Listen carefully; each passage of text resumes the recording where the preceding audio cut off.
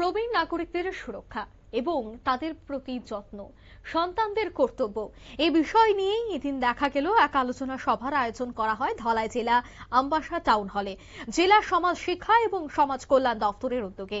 এদিন প্রবীণ নাগরিকদের সুরক্ষা এবং তাদের প্রতি সন্তানদের কর্তব্য বা ফিলাল ডিউটি নিয়ে এক বিশেষ আলোচনা সভা অনুষ্ঠিত হয়।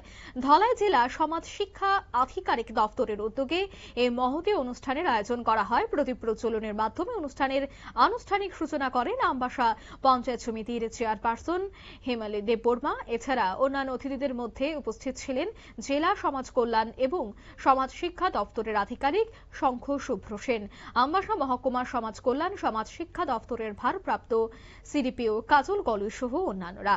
এদিনের আলোচনায় মূল বিষয় ছিল filial duty and senior citizens wellbeing, অর্থাৎ বয়স্ক বাবা মায়েদের প্রতি সন্তানের যে নৈতিক এবং আইনি দায়িত্ব রয়েছে এবং বর্তমান সমাজে প্রবীণদের মানসিক এবং শারীরিক সুস্থতা কিভাবে নিশ্চিত করা যায় এই বিষয়ে আলোকপাত করা হয়। অনুষ্ঠানে বক্তারা বক্তব্য রাখতে গিয়ে কি বলছেন শোনাবো। ত্রিপুরা সরকারের সমাজ কল্যাণ ও সমাজ শিক্ষা দপ্তরের নির্দেশ মূলে আমরা আজকে জেলা স্তরীয় একটি বিশদ কর্মশালার আয়োজন করেছি, যেখানে বিভিন্ন দপ্তর সংস্থা থেকে আগত রিসোর্স পার্সনরা প্রবীণ নাগরিকদের ভরণ পোষণ সুরক্ষা এবং কল্যাণ বিষয়ক বিভিন্ন বিষয়ের উপর আইনে যা বলা আছে তার উপর আলোকপাত করবেন। এই আলোকপাত বা আলোচনা সভা বা কর্মশালা যাই বলুন, তার মাধ্যমে আমরা সংকল্পবদ্ধ হয়েছি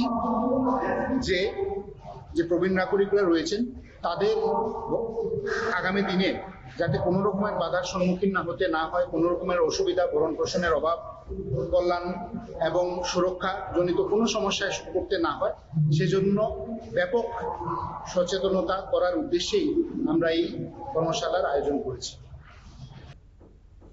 আপনারা শুনলেন যে প্রবীণ নাগরিকদের জন্য কোনো অসুবিধা না হয় এবং সন্তানদের কি কর্তব্য, সন্তানদের কি করা উচিত, এই বিষয়টা নিয়ে কিন্তু এদিনের এই কর্মসূচিটির আয়োজন করা হয়, যেখানে দেখা গেছে প্রবীণ যারা রয়েছেন তারা কিন্তু এই অনুষ্ঠানে অংশগ্রহণ করেছেন। এছাড়া বিভিন্ন বিদ্যালয়ের ছাত্রীরাও কিন্তু এদিনের এই অনুষ্ঠানে উপস্থিত ছিলেন।